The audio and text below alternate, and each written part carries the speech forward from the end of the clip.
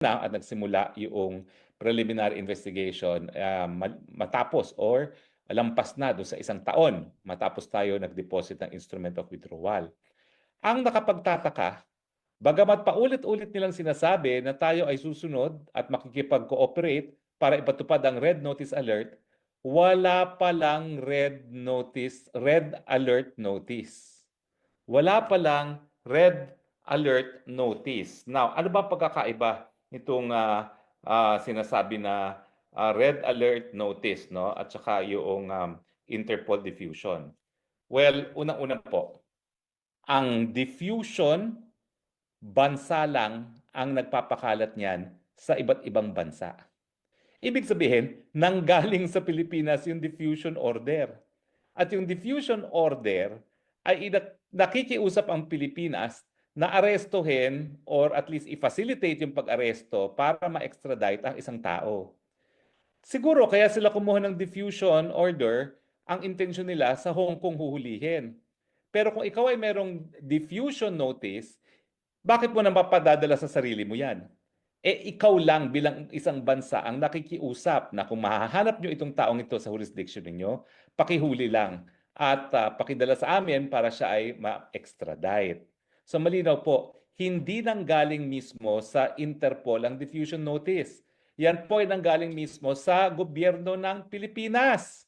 Ibig sabihin, kung yan ay hiningi natin para hilingin sa Hong Kong na arestuhin si Presidente Marcos, well, naintindihan natin yun kasi nga wala namang jurisdiction ng Pilipinas sa Hong Kong. Pero kung yan ay galing mismo sa Pilipinas, para namang ulul yan. Alam mo namang i-request mong sarili mo na arestuhin. Ba't ka pa magre-request? Ikaw na nga magpapa-aresto. So binobola tayo ng mga administrasyon ng Marcos Jr. nung sinasabi nila na legal ang pag-arrest dahil ito ay diffusion notice. Uulitin ko po, parang ulol naman tayo na sasabihin natin sa ating sarili, sa bansang Pilipinas, sige nga, tulungan mo akong arestuhin. Ang ibig sabihin po niyan, Pilipinas lang talaga ang nagdesisyon na arestuhin ang presidente. Wala pong kinalaman ang Interpol, wala pong kinalaman ang International Criminal Court. Ganun pa man, ano naman ang pagkakaiba ng diffusion at saka yung red notice? Well, yung red notice kasi, Interpol mismo ang nag-i-issue niyan. Gets nyo? Ang diffusion, Pilipinas ang nag-issue na nakikiusap sa mga bansa, tulungan nyo kaming arestuhin si PRRD. Pero bakit mo gagamitin nga ang diffusion kung pag-aaresto sa Pilipinas mismo? Samantalang, ang Red Alert Notice naman, galing sa Interpol at lahat ng miyembro ng Interpol ay pinakikiusapan, pwede ba pakiaresto preparatory sa extradition? Hindi po automatic yan kahit tayong parte ng daigdig. Kasi kinakailangan magkaroon ng proseso na masiguro na yung due process right ng nasasakdal ay may respeto. Kaya nga po, kapag ang proseso ay parang extradition, yung extradition hearing na yan ay para lang masigurado na yung due process right, yung karapatang madinig ng nasasakdal, kung meron na labag na karapatang pantao o kung ano man ang objection niya doon sa jurisdiction ng korteng liliti sa kanya, ay madesisyonan ng korte. Malinaw po. Pero walang nag-request na arestuhin ng presidente. Yan ay decision lamang ng Pilipinas. So wag na sana tayong malinlang bilang taong bayan na di umano sumusunod lang kami sa warrant of arrest ng ICC. Now, sabihin natin merong warrant of arrest. Hindi nga po automatic yung pagtutulungan ng mga bansa. Kaya nga po, ang nakahandang petition sana ay para mapigilan yung pagtutulungan ng mga Pilipino sa ICC. Pero sa punto pag-aresto po, wala pang kahit anong hiningi ang ICC.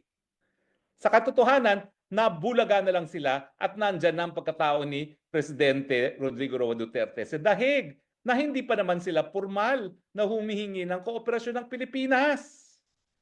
Ibig sabihin, talagang nais nilang tanggalin si Presidente Duterte bilang tinik sa kanilang plano na Marcos forever. Malinaw po yan at ngayon po, nagtagumpay sila. Pero pag-uusapan nga po, no, ngayong malinaw na wala namang request ang ICC na isurrender siya. Paano naman magkakaroon ng duty to cooperate kung hindi pa nagkaroon ng request, di ba? Kakatawa naman yan. Ibig sabihin, binolunteer ng Pilipinas ang pagkatao ni Presidente Duterte, pero si Presidente Duterte hindi siya nag-voluntary surrender. Labag sa kanyang kalooban at kagustuhan ang pagpapadala sa kanya sa dahig. Walang voluntary surrender. Kaya nga tinatawag natin kidnapping ang nangyari. Di ba? Dahil kung yan ay dinaan sa tamang proseso, binigyan sana siya ng kanyang karapatan ng due process at yan nga ay sa harapan ng hukuman.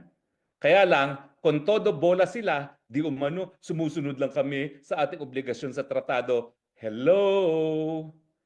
Miski sa Interpol po, walang obligasyon na sumunod sa Interpol. Miski meron ng red notice alert. Bakit? Depende pa rin po yan sa lokal na batas. At ang ating lokal na batas, unang-una, ang saligang batas, no person shall be deprived of life, liberty, or property without due process of law. At yung proseso na susundin ay yung proseso ng deportation. Malinaw po yan, ha? So ngayon, dahil hindi naman pala humingi ng tulong ang ICC, binolunteer ng Pilipinas ang pagkatao ni Presidente Duterte na malinaw naman ha, sa mga video na bakit, ano kasalanan ko, bakit niyo ako inuhuli? Talagang malinaw po, kidnapping.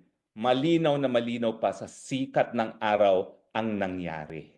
Kaya nga po umaasa ako na dahil sibilisado naman ang mga West sa ICC at sibilisado naman yung hukuman na yan, na hindi sila papayag na magpatuloy ang kanilang jurisdiction gayong ang pagkatao ni Presidente Duterte ay nakuha sa pamamagitan ng kidnapping. Malinaw po yan. Maraming salamat nga pala dun sa nagpadala sa akin ng yung diffusion notice. Parang telegram po yan. Pero nakakatawa nga, yung diffusion notice dapat pinapadala sa iba't ibang bansa. Hindi mo dapat padala sa sarili mo. Dahil ang requesting party, Pilipinas, ang ginawa niya, pinadala niya sa sarili niya, pinatupad niya yung sarili niyang request sa kanyang sarili. Di ba nakakabuang yun? Hello talaga. Well anyway, darating na po ang takdang panahon at yan naman po ay mailalabas sa hukuman.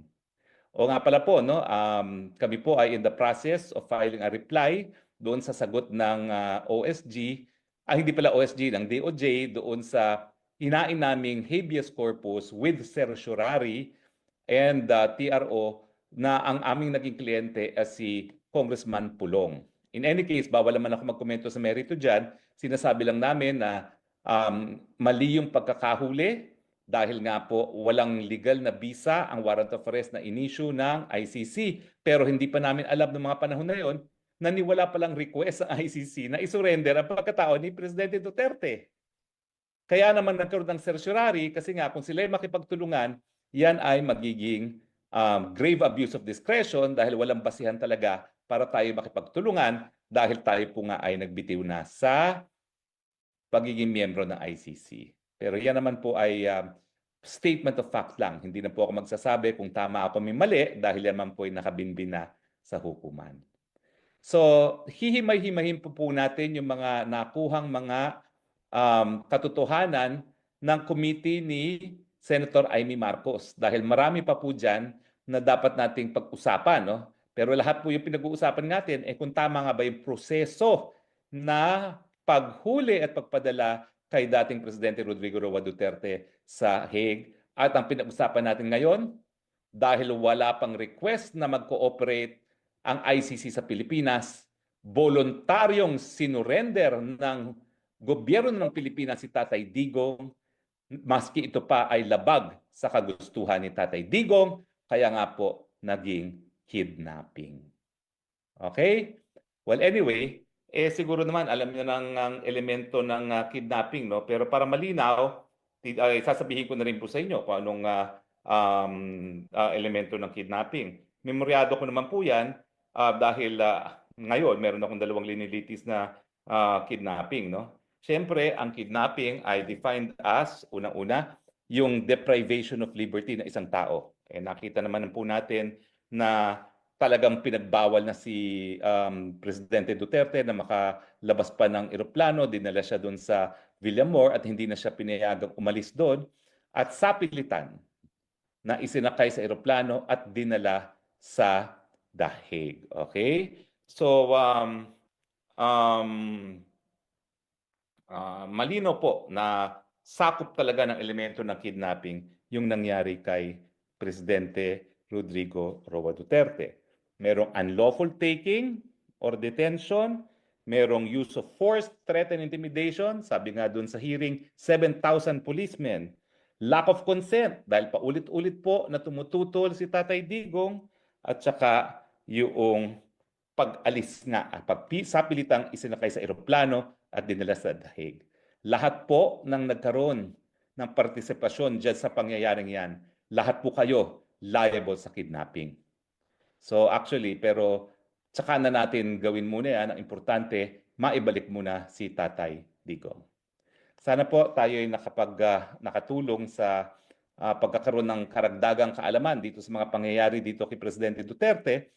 At dahil pinag-uusapan nga natin itong issue to, nagkaroon na rin kayo ng karagdagang kaalaman tungkol sa batas. Maraming salamat po sa inyong patuloy na pagtangkilik.